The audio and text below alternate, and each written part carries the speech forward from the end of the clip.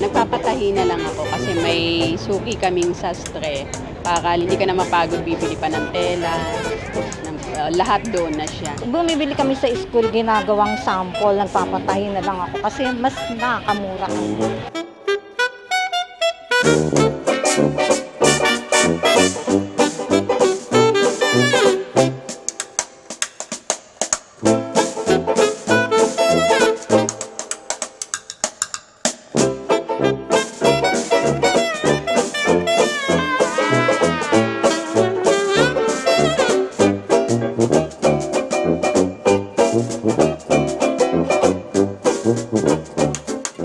Ngayong darating na pasukan, mas makakatipid sa pagbili ng uniforms kung sa mismong pagawaan tayo makakabili.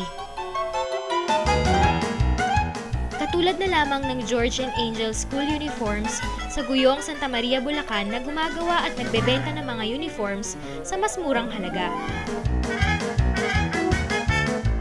Nagsimula ang George at Angel School Uniform noong 1990.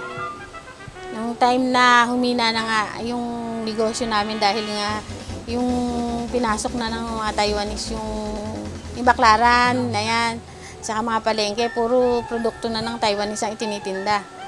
Naisip namin na siyempre for survival, kailangan umisip kami ng ibang produktong gawin.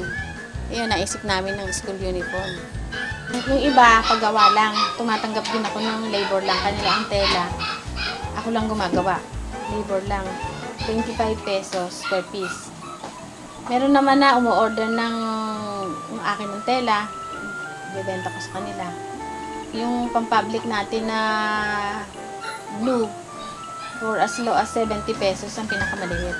Plus 5 pesos kada size. Meron pa ako isang anak na binibilang ko ng uniform dito. Bukod dito. Mas mura dito kaysa sa iba. Kasi sila talaga ang gumagawa.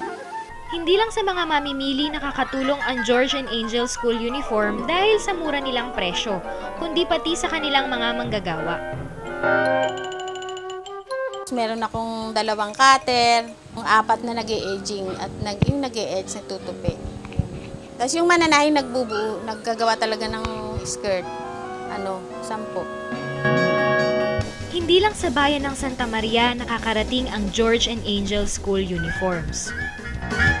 Ang mga uniforms na ginagawa namin ay nakaka-deliver kami sa May Kawayan, Marilao, Bukawi, Angat,